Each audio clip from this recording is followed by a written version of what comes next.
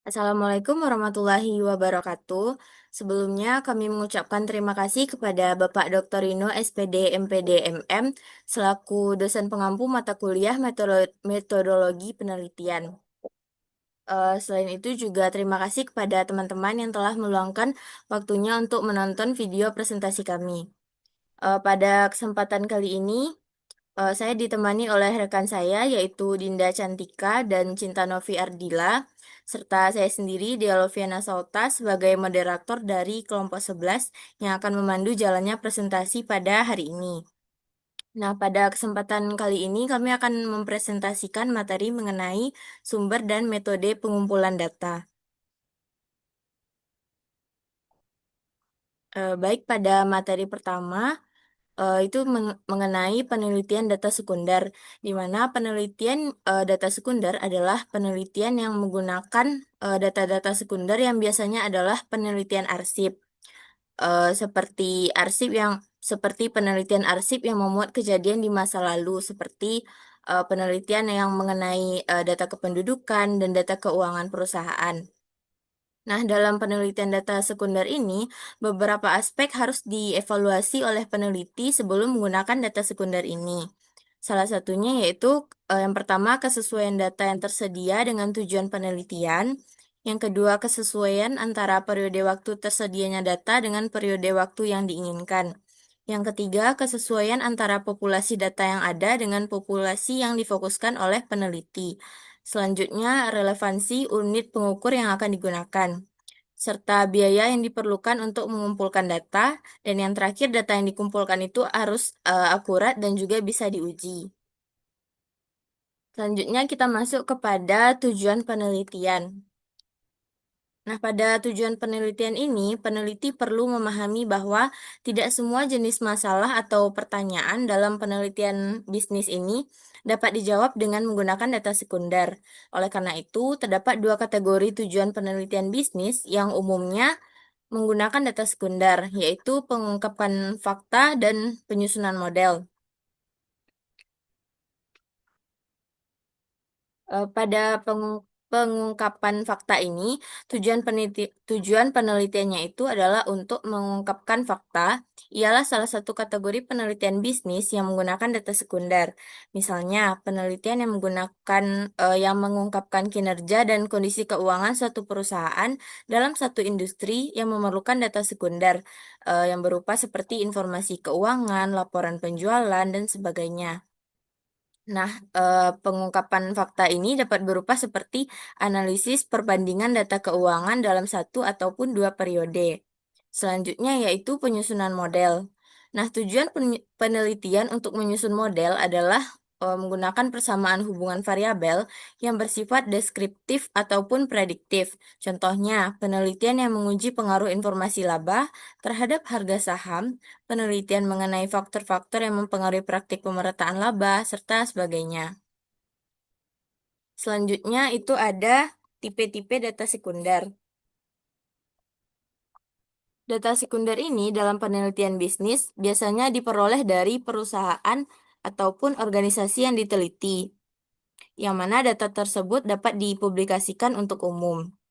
Nah, berdasarkan sumbernya, data sekunder ini dapat dikelompokkan menjadi dua. Yang pertama itu data internal dan yang kedua data eksternal. Yang pertama itu data internal, merupakan dokumen-dokumen akuntansi atau operasi yang akan dikumpulkan lalu dicatat kemudian disimpan dalam suatu organisasi atau perusahaan. Nah, biasanya peneliti yang bukan berasal dari organisasi tersebut biasanya itu sulit untuk mendapatkan datanya karena kan data itu internal. Misalnya seperti faktor penjualan di sebuah perusahaan atau laporan penjualan, surat-surat, notulen hasil rapat, dan sebagainya. Yang kedua yaitu data eksternal. Nah, kalau data internal tadi itu data di dalam perusahaan, sedangkan data eksternal merupakan data yang umumnya disusun oleh suatu entitas lain selain peneliti dari organisasi yang bersangkutan. Biasanya tipe data sekunder eksternal ini berdasarkan penerbitnya itu ada beberapa macam, seperti buku atau jurnal yang diterbitkan oleh organisasi atau instansi tertentu. Misalnya seperti Jurnal Riset Akuntansi Indonesia ataupun terbitan yang lainnya. Selain itu, juga ada data sekunder eksternal berdasarkan tipe data yang dipublikasikan. Itu dapat berupa indeks atau pedoman referensi, data sensus, statistik, dan sebagainya. Mungkin sekian materi yang dapat saya sampaikan. Materi selanjutnya yaitu penelusuran data sekunder yang akan disampaikan oleh rekan saya. Baik, terima kasih moderator. Di sini saya akan menjelaskan terkait dengan penelusuran data sekunder. Kepustakaan merupakan bahan utama dalam penelitian data sekunder. Penelusuran data sekunder memerlukan cara agar penelitian data sekunder dapat dilakukan lebih cepat dan efisien. Untuk mencari data sekunder, terutama data eksternal, yang diperlukan dapat dimulai dengan penelusuran terhadap indeks bibliografik, yaitu indeks mengenai judul artikel, penulis, nama, dan jenis penerbitan atau data indeks yang lain, sesuai dengan klasifikasi desain dan metode penelitian. Nah, dalam penelusuran data sekunder dilakukan dengan dua cara, yaitu yang pertama penelusuran secara manual. Jadi, data sekunder yang disajikan dalam format kertas, hasil cetakan diperoleh melalui penelusuran secara manual. Penelusuran ini relatif lebih lama dibandingkan menggunakan komputer. Saat ini belum semua data sekunder yang dibutuhkan oleh peneliti disajikan dalam format elektronik, sehingga penelusuran secara manual masih diperlukan. Yang kedua yaitu penelusuran dengan komputer. Penelusuran data sekunder dengan komputer relatif lebih cepat, lengkap, dan efektif dibandingkan dengan penelusuran secara manual. Data sekunder yang memerlukan penelusuran dengan komputer adalah data yang disajikan dalam format elektronik. Data elektronik atau database dapat berupa numerik dan teks database. Selanjutnya, next moderator. Selanjutnya yaitu metode survei. Nah, metode survei merupakan metode pengumpulan data primer yang menggunakan pertanyaan lisan dan tertulis. Metode ini memerlukan adanya kontak atau hubungan antara peneliti dengan responden. Penelitian untuk memperoleh data yang diperlukan. Nah, dalam metode survei, yaitu itu terbagi menjadi dua. Yang pertama yaitu teknik wawancara. Nah, wawancara merupakan teknik pengumpulan data dalam metode survei yang menggunakan pertanyaan secara lisan kepada subjek penelitian. Nah, dalam wawancara ini terbagi menjadi dua. Yang pertama yaitu wawancara tatap muka. Metode pengumpulan data primer dapat dilakukan dengan cara komunikasi secara langsung atau tatap muka antara pewawancara yang mengajukan pertanyaan secara lisan dengan responden yang menjawab pertanyaan secara lisan. Wawancara tatap muka dapat dilakukan di tempat bekerja responden, di rumah responden, bahkan di pusat perbelanjaan atau di tempat lainnya. Yang kedua yaitu wawancara dengan telepon. Pertanyaan peneliti dan jawaban responden atau wawancara dapat juga dikemukakan melalui telepon. Teknik ini dapat mengatasi kelemahan wawancara tatap muka karena dapat mengumpulkan data dari responden yang letak geografisnya terpencar dengan biaya relatif lebih murah dan diperoleh dengan waktu yang relatif cepat. Selanjutnya yaitu terkait dengan kuesioner. Pengumpulan data penelitian pada kondisi tertentu kemungkinan tidak memerlukan kehadiran peneliti. Nah, pertanyaan peneliti dan jawaban responden dapat dikemukakan secara tertulis melalui suatu kuesioner. Nah, dalam kuesioner ini terbagi menjadi dua. Yang pertama yaitu kuesioner secara personal.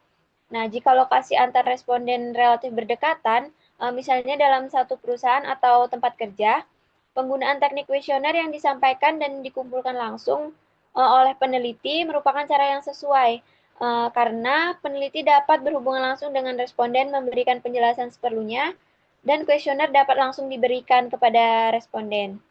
Nah, selanjutnya yang kedua yaitu terkait dengan kuesioner lewat pos. Nah, kuesioner yang diajukan kepada responden dan jawaban responden dikirimkan melalui pos. Teknik ini memungkinkan peneliti memperoleh jawaban dari responden yang letak geografisnya terpencar. Jumlah pertanyaan yang diberikan pun relatif banyak yang tidak efisien jika pertanyaan tersebut diajukan lewat telepon. Nah, selanjutnya, eh, kelebihan dan kelemahan teknik wawancara dan teknik kuesioner. Nah, yang pertama yaitu teknik survei wawancara tatap muka. Kelebihannya yang pertama yaitu menghasilkan lebih banyak data. Yang kedua, kontak langsung dengan responden sehingga peneliti dapat menanyakan masalah yang lebih kompleks, sensitif, atau kontroversial. Yang ketiga, tingkat partisipasi responden relatif tinggi. Nah, kelemahannya yang pertama itu memungkinkan terjadinya bias pewawancara. Yang kedua, memerlukan biaya dan waktu yang relatif banyak jika jumlah responden atau sampel relatif besar dan secara geografis letaknya terpencar. Nah, yang kedua yaitu wawancara via telepon. Nah, kelebihan yang pertama, waktu pengumpulan data responden relatif lebih cepat dengan tenaga dan biaya yang relatif lebih sedikit. Dan kelebihan yang kedua yaitu dapat memperoleh tanggapan segera dari responden setelah pewawancara dapat menghubunginya lewat telepon. Nah, kelemahannya yang pertama, pewawancara tidak dapat mengamati ekspresi responden saat memberikan tanggapan. Yang kedua, responden setiap saat dapat menolak untuk menanggapi pertanyaan dengan memutuskan hubungan telepon. Dan yang ketiga, durasi wawancara relatif relatif terbatas. Keempat, responden bukan merupakan sampel yang representatif mewakili semua lapisan masyarakat. Nah, untuk yang ketiga yaitu kuesioner secara personal. Kelebihannya yang pertama, penelitian peneliti dapat memberi penjelasan mengenai tujuan survei dan pertanyaan yang kurang dipahami oleh responden. Kelebihan yang kedua, tanggapan atas kuesioner dapat langsung dikumpulkan oleh peneliti setelah selesai diisi oleh responden. Nah, kelemahan yang pertama, waktu dan biaya pengumpulan data relatif banyak jika responden yang harus dihubungi secara geografis terpencar. Nah, kelemahan yang kedua, memungkinkan terjadinya bias oleh surveyor. Teknik survei yang terakhir yaitu kuesioner melalui pos. Kelebihan pertama, pengumpulan data responden yang secara geografi terpencar memerlukan waktu dan biaya relatif sedikit dibandingkan dengan teknik wawancara. Kelebihan yang kedua, jumlah pertanyaan yang diajukan relatif lebih banyak. Kelebihan yang ketiga, meminimalisasi kemungkinan terjadinya bias oleh peneliti. Nah, kelemahan yang pertama, tingkat tanggap atau response rate responden umumnya lebih rendah dibandingkan dengan teknik wawancara dan kuesioner yang dikumpulkan secara personal. Kelemahan yang kedua, tanggapan responden memungkinkan tidak sesuai dengan konteks atau maksud pertanyaan dalam kuesioner. Kelemahan yang terakhir, responden memungkinkan mengisi kuesioner secara tidak lengkap. Sekian materi yang dapat saya jelaskan, saya kembalikan pada moderator. Baik, terima kasih kepada Dinda Cantika. Selanjutnya yaitu materi ketiga mengenai metode observasi yang akan disampaikan oleh Cinta Noviardila kepada Cinta, disilakan. Baik, terima kasih moderator. Saya akan melanjutkan materi selanjutnya yaitu metode observasi. Metode observasi adalah yaitu pencatatan pola perilaku subjek, orang, objek, benda, atau kejadian sistematik tanpa adanya pernyataan atau komunikasi dengan individu yang teliti. Kelebihan metode observasi dibandingkan dengan metode survei bahwa data yang dikumpulkan umum tidak ter terdistorsis, lebih akurat, dan bebas dari responsif bias. Metode observasi dapat menghasilkan data yang lebih rinci mengenai perilaku subjek, benda, atau kejadian objek yang dibandingkan dengan metode survei. Tipe-tipe observasi ada tiga, yaitu observasi langsung, observasi mekanik, dan observasi terhadap perilaku dan lingkungan sosial. Yang pertama, observasi langsung. Observasi langsung ini menggunakan teknik observasi langsung memungkinkan bagi peneliti untuk mengumpulkan data mengenai perilaku dan kejadian serta detail. Penelitian dalam observasi langsung tidak berusaha untuk manipulasi kejadian yang diamati. Pengamat hanya mencatat apa yang terjadi, sehingga mempunyai peran yang parif. Banyak tipe-tipe data yang dikumpulkan melalui teknik observasi langsung ini. Hasilnya lebih akurat dan memerlukan biaya yang relatif yang lebih ekonomis dibandingkan teknik wawancara. Pertanyaan yang digunakan dalam metode observasi. Teknik over, te- selanjutnya observasi terhadap perilaku eh, dan lingkungan sosial. Yang dimana tujuan observasi ini banyak hal untuk memahami perilaku kejadian-kejadian dalam lingkungan sosial. Ada dua teknik observasi yang dapat digunakan dalam penelitian sosial ini. Yang pertama, eh, penelitian Parchit Overshan.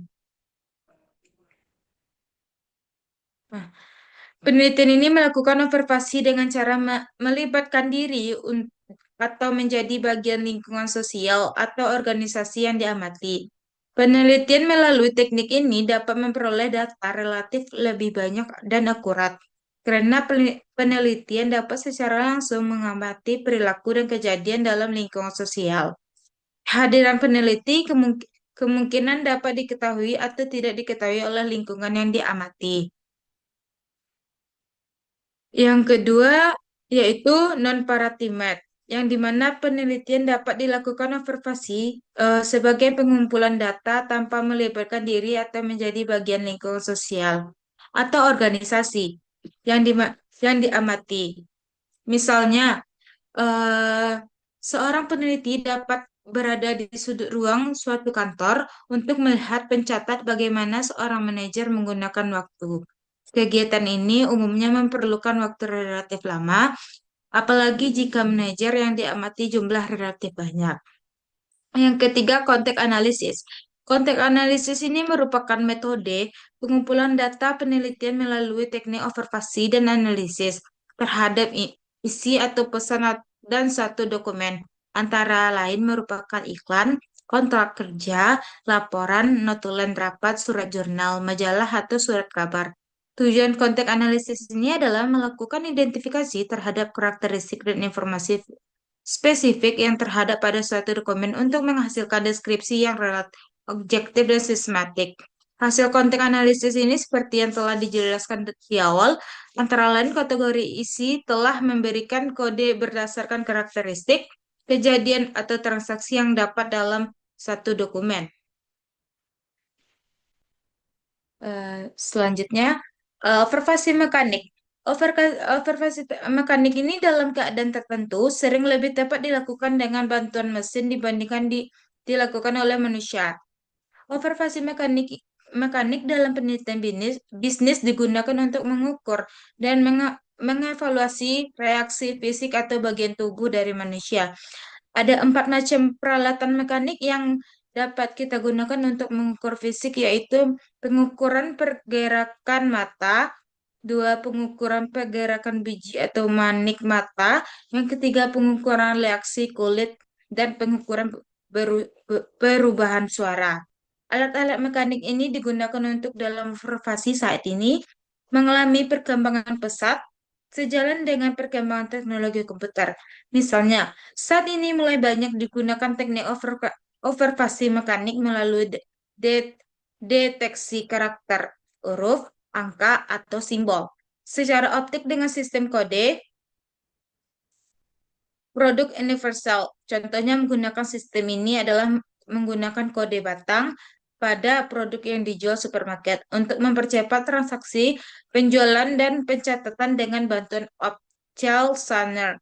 Sistem yang digunakan juga berfungsi menyimpan pengiriman produk ini tentu saja menghasilkan pelayanan penjualan dan informasi yang lebih cepat dan akurat dibandingkan jika dilakukan langsung oleh manusia. Baik, terima kasih kepada pemateri 3 yaitu Cinta. Dengan berakhirnya materi tadi, dapat kami simpulkan presentasi pada hari ini yaitu keberhasilan penelitian sangat ditentukan oleh ketepatan peneliti dalam memilih metode pengumpulan data, di mana peneliti dapat menggunakan data sekunder, metode survei, ataupun metode observasi sesuai dengan kebutuhan penelitian. Nah, data sekunder yang digunakan ketika peneliti memanfaatkan data yang sudah tersedia, survei digunakan untuk memperoleh data langsung dari responden melalui wawancara ataupun kuesioner, sedangkan observasi dapat digunakan untuk mencatat perilaku ataupun kejadian secara sistematis tanpa interaksi langsung dengan responden. Dan pemilihan metode dalam penelitian ini juga harus mempertimbangkan tujuan penelitian serta validitas dan keakuratan data yang ingin dicapai oleh peneliti. Mungkin sekian presentasi dari kelompok kami, yaitu kelompok 11. Apabila ada kesalahan kata, kami mohon maaf. Dan untuk teman-teman yang ingin bertanya, boleh mengirim pertanyaannya di kolom komentar. Sekian, terima kasih. Assalamualaikum warahmatullahi wabarakatuh.